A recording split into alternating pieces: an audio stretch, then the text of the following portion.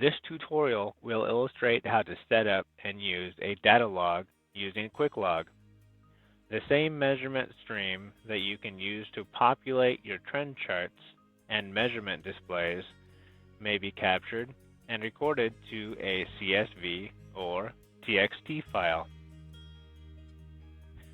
Open full configuration by pressing Total View on the main application window and select Full Configuration. Then enter Data Logging.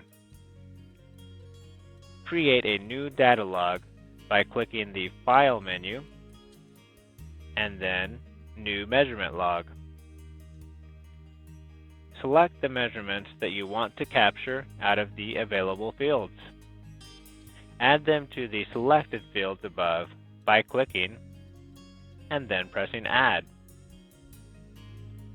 If you only want to capture your measurement streams when one or more of the measurements are out of spec, check the box to the left of Only Log Out of Spec Measurements.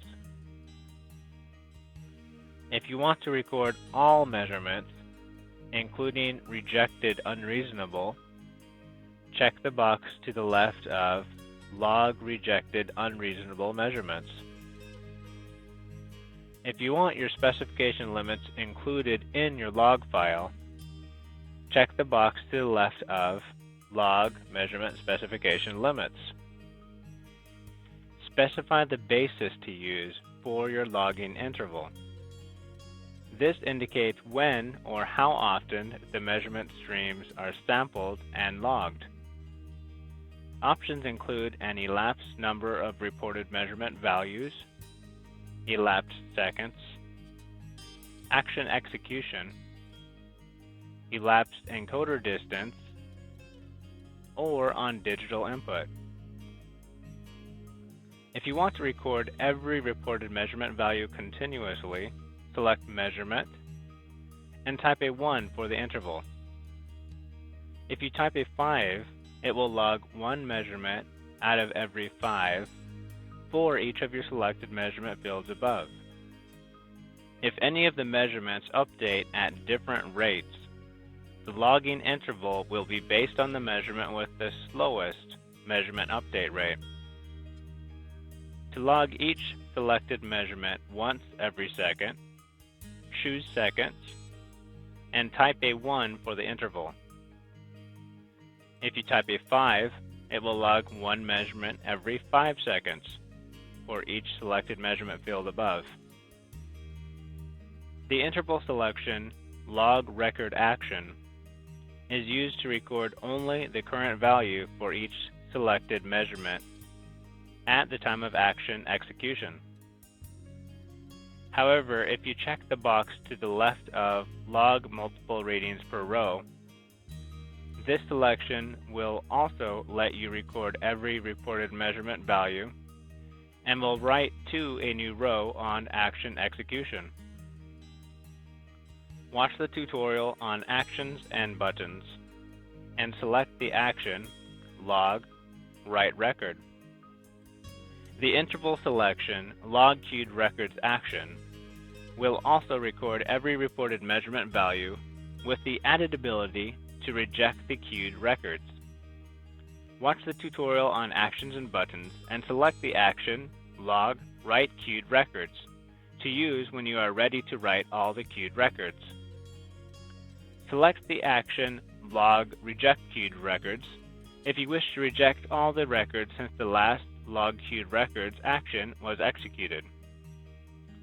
Logging by unit of length that your encoder is calibrated in will log the selected measurement's current value each time the interval distance passes. If you select a digital input as your interval basis, the software will log the selected measurement's current value on each registered digital input. When complete, click the next tab at the top entitled File. Even though you may plan to use the QuickLog option to later name your new log files, your first file must be designated here.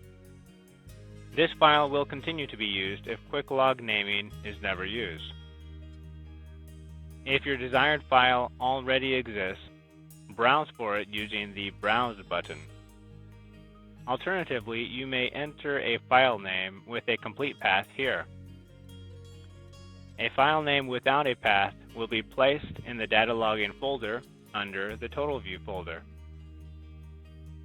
If the file already exists, a dialog requesting permission to append to the file will appear following form submission.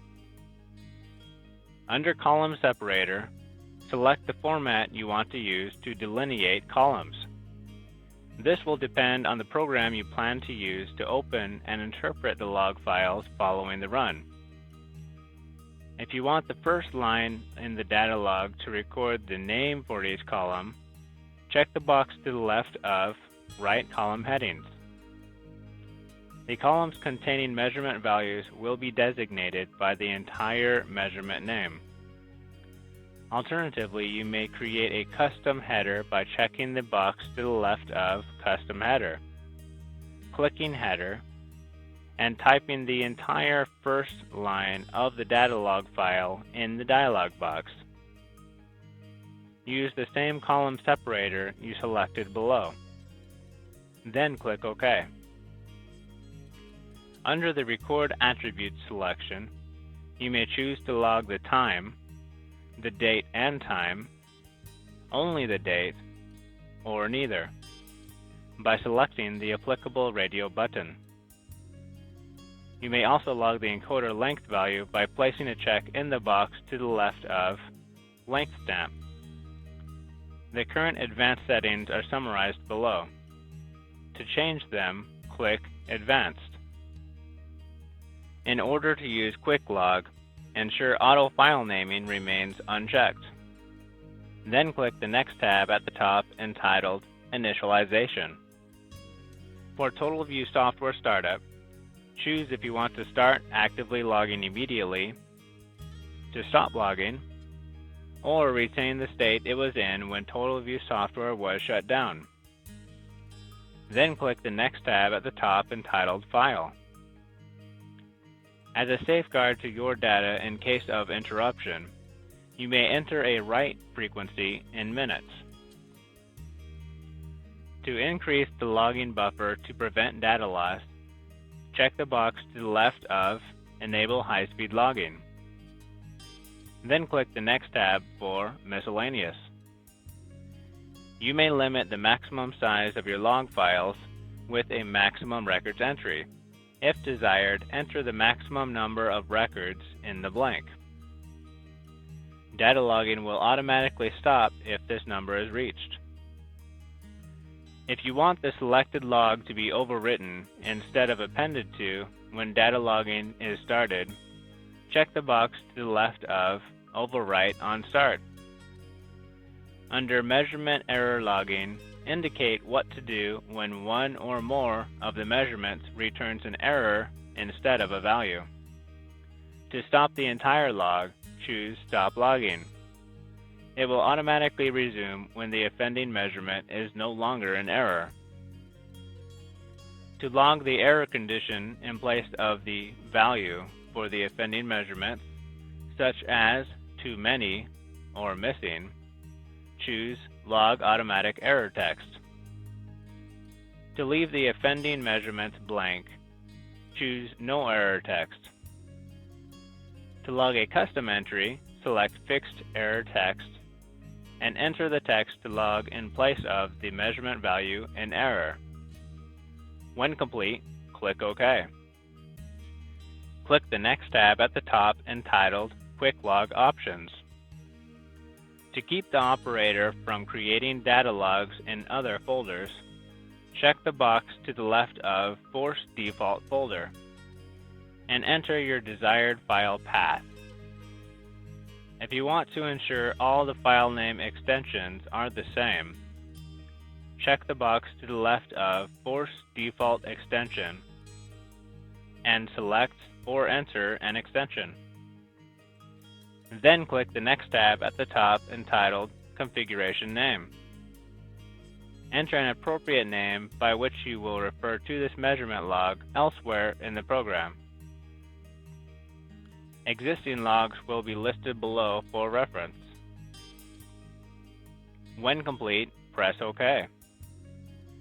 If you selected an existing file, a dialog will now appear requesting permission to append to this file. Press OK to append, or cancel to go back and choose another file name. To take advantage of the QuickLog option, when you are ready for a new Datalog file, right-click your log file and select QuickLog. You will be prompted for a new file name. Alternatively, you may use the action log start new file for the same new file name prompts. With measurements running, press Datalogging on/off to start logging with respect to your selected logging interval. Each enabled datalog will have its own logging count here. When you are done logging, press the same button to stop. This will also make the program close the file and enable you to browse for and open your datalog.